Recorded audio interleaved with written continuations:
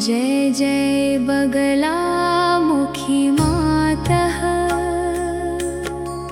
पीताम्बरधारिणी शुभदातः। शत्रुवाक्यं स्तम्भयत्वं, भक्तहृदये नित्यं भवत्वम्। स्वर्णसिंहासने देवी, पीतवर्णे शुभप्रदेवी। करकमले गदां वहसि, दुष्टबलं क्षणेन हरसि। त्रिनयने करुणामयी, भवभयहारिणी शिवमयी। भक्तजनान् रक्षसि नित्यं, स्मरणे ते भवति श्रेयम्। मन्त्ररूपे महामाये देवि त्वं विजयप्रदे। सर्वदुःखं हर मे अम्बे, भक्तिं देहि पदाम्बुजे। पीतपुष्पैः पूजिता त्वं, सर्वसिद्धिप्रदा शुभे त्वं। शत्रुचित्तं मोहय शीघ्रं, सत्यपथं दर्शय नित्यं। जय जय बगलामुखी मातः, पीताम्बरधारिणी शुभदातः। शत्रुवाक्यं स्तम्भयत्वं, भक्तहृदये नित्यं भवत्वम्।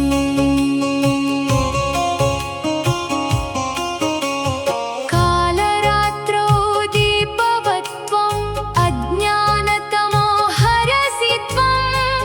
भवसागरतारणकारिणी, सर्वलोकैकपालिनी। सिंहनादं कुरु मातः, दुष्टदर्पं हर मातः। पीतकान्त्या विश्वमिदं, तेजसा पूरयसि सततम्। योगिन्यः त्वां वन्दन्ते, ऋषिमुनयः स्तुवन्ति ते। वेदध्वनौ त्वं प्रतिष्ठा, भक्तजनानां परमाशा। करुणासिन्धो नमस्तुभ्यं, वरदे मातः नमोऽस्तु ते। आयुः आरोग्यं च देहि, सद्गतिं भक्तेभ्यो देहि। जय जय बगलामुखी मातः, पीताम्बरधारिणी शुभदातः। शत्रुवाक्यं स्तम्भयत्वं, भक्तहृदये नित्यं भवत्वम्। चन्द्रबिम्बसमप्रभे, स्मितमुखी वरप्रदे। भुक्तिमुक्तिप्रदायिनी, विश्वमङ्गलकारिणी। पीतचन्दनलेपिता, भक्तचिन्ताविनाशिता। मन्दहासविभूषिता, सत्यधर्मप्रकाशिता। शरणागतवत्सले, त्राहि मां दुःखसागरे। त्वन्नामस्मरणेनैव शान्तिर्भवति सर्वदा। विजयदायिनि मातः, साहसं देहि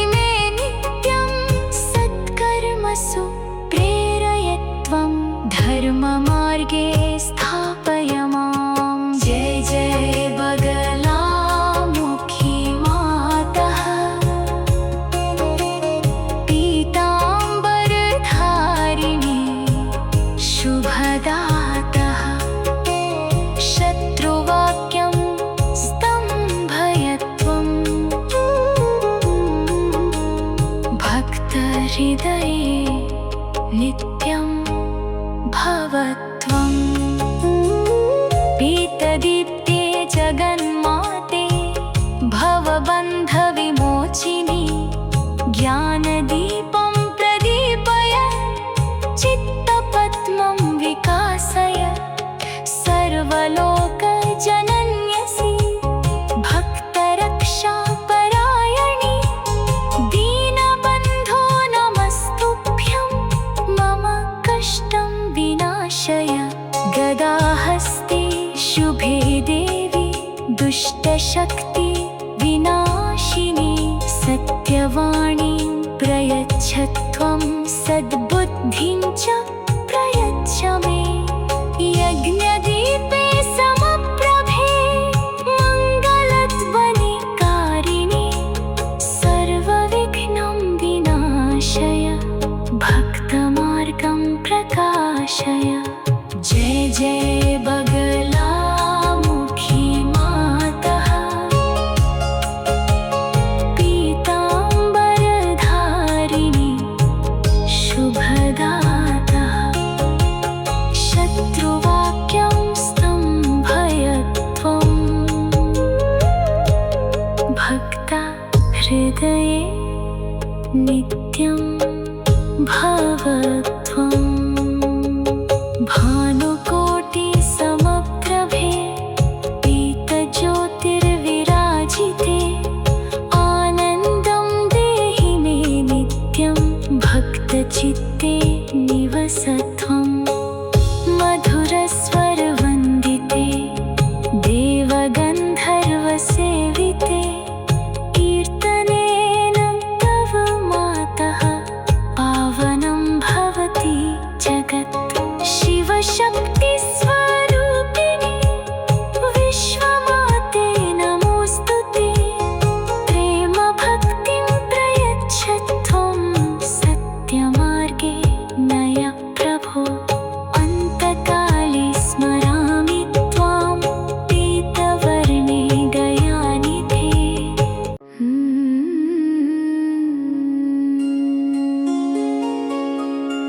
जय जय बगलामुखी मातः पीताम्बरधारिणि शुभदातः। शत्रुवाक्यं स्तम्भय त्वम् भक्तहृदये नित्यं भव त्वम्। स्वर्णसिंहासने देवी पीतवर्णे शुभप्रदेवी। करकमले गदां वहसि दुष्टबलं क्षणेन हरसि। त्रिनयने करुणामयी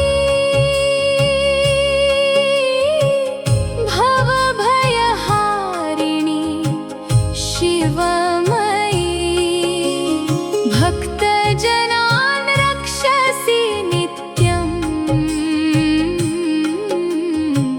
स्मरणे ते भवति श्रेयम्। मन्त्ररूपे महामाये देवि त्वं विजयप्रदे। सर्वदुःखं हर मे अम्बे भक्तिं देहि पदाम्बुजे। पीतपुष्पै पूजिता त्वं सर्वसिद्धिप्रदा शुभे त्वं। शत्रुचित्तं मोहय शीघ्रं सत्यपथं दर्शय नित्यं। जय जय बगलामुखी मातः पीताम्बरधारिणि शुभदातः। शत्रुवाक्यं स्तम्भय त्वम् भक्तहृदये नित्यं भव त्वम्।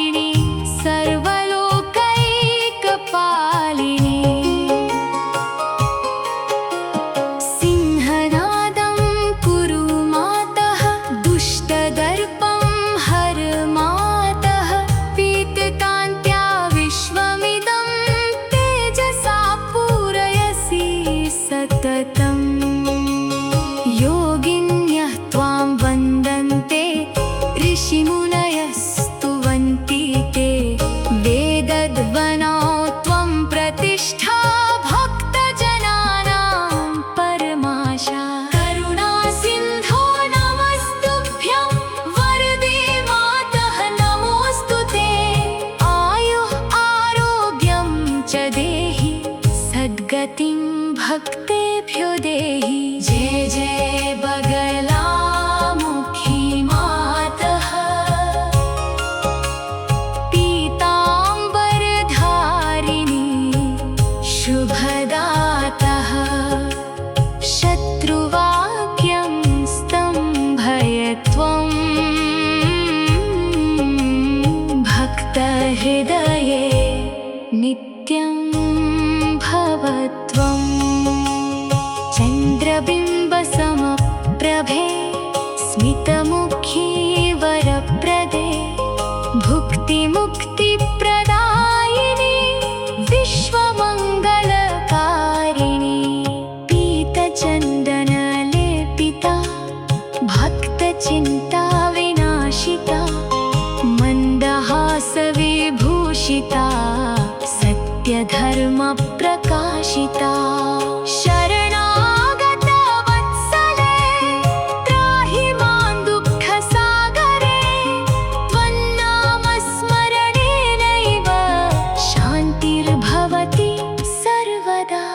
विजयदायिनि मातः साहसं देहि मे नित्यं, सत्कर्मसु प्रेरयत्वं धर्ममार्गे स्थापय मां। जय जय बगलामुखी मातः,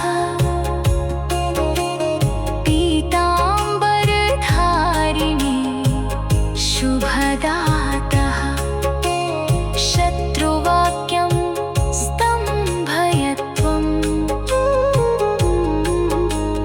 भक्तहृदये नित्यं भवत्वम्।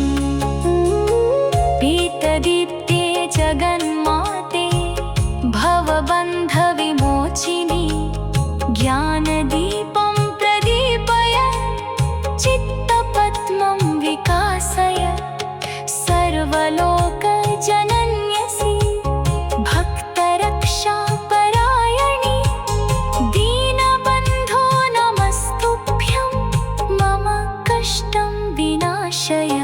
गदाहस्ते शुभे देवी दुष्टशक्ति विनाशिनी, सत्यवाणीं प्रयच्छ त्वं सद्बुद्धिं च प्रयच्छ मे।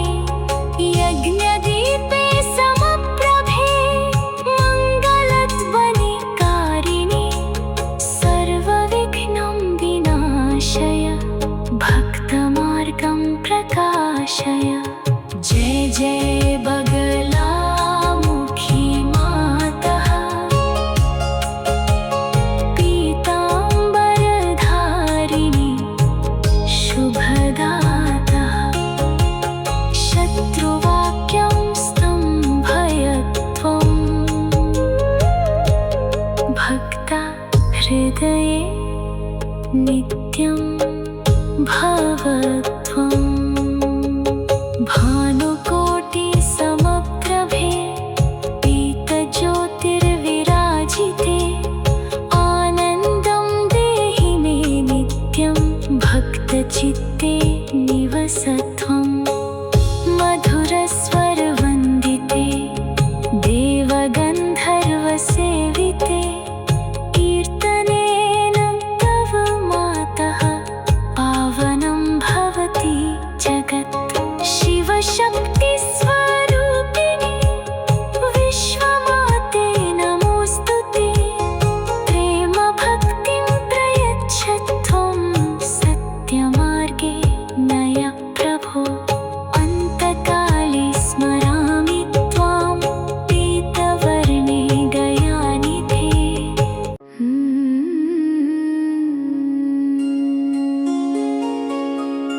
जय जय बगलामुखी मातः, पीताम्बरधारिणी शुभदातः, शत्रुवाक्यं स्तम्भयत्वं भक्तहृदये नित्यं भवत्वम्। स्वर्णसिंहासने देवी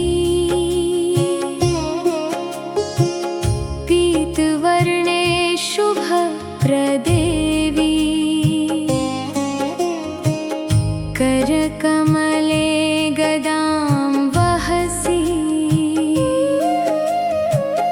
दुष्टबलं क्षणेन हरसि त्रिनयने करुणामयी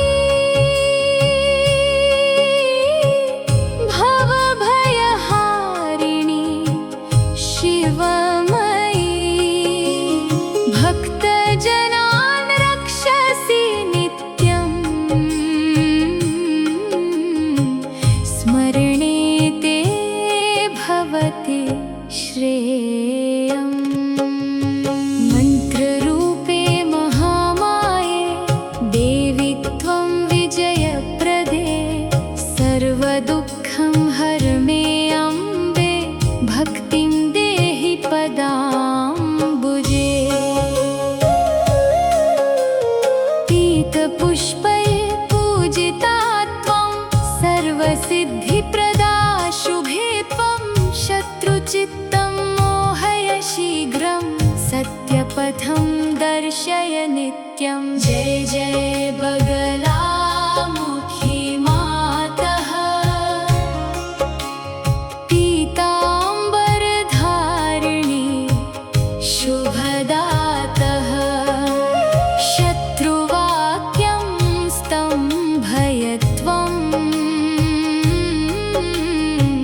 भक्तहृदये नित्यं भव त्वम्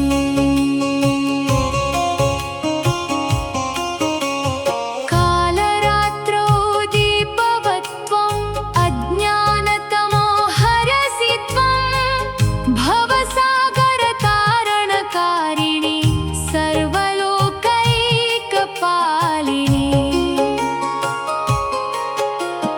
सिंहनादं कुरु मातः दुष्टदर्पं हर मातः पीतकान्त्या विश्वमिदं तेजसा पूरयसि सततम् योगिन्यः त्वां वन्दन्ते ऋषिमुनयः स्तुवन्ति ते वेदध्वनौ त्वं प्रतिष्ठा भक्तजनानां परमाशा करुणासिन्धो नमस्तुभ्यं वरदे मातः नमोऽस्तु ते आयुः आरोग्यं च देहि सद्गतिं भक्तेभ्यो देहि जय जय बगलामुखी मातः पीताम्बरधारिणी शुभदातः शत्रुवाक्यं स्तम्भय त्वं भक्तहृदये नित्यं भव त्वम् चन्द्रबिम्बसमप्रभे स्मितमुखी वरप्रदे भुक्तिमुक्तिप्रदायिनि विश्वमङ्गलकारिणि पीतचन्दनलेपिता भक्तचिन्ता विनाशिता मन्दहासविभूषिता सत्यधर्मप्रकाशिता शरणागतवत्सले त्राहि मां दुःखसागरे त्वन्नामस्मरणेनैव शान्तिर्भवति सर्वदा विजयदायिनि मातः साहसं देहि मे नित्यं सत्कर्मसु प्रेरय त्वं धर्ममार्गे स्थापय मां जय जय बगलामुखी मातः पीताम्बरधारिणी शुभदातः शत्रुवाक्यं स्तम्भय त्वं भक्तहृदये नित्यं भव त्वम् पीतदीप्ते जगन्माते भवबन्धविमोचिनि ज्ञानदीपं प्रदीपय चित्त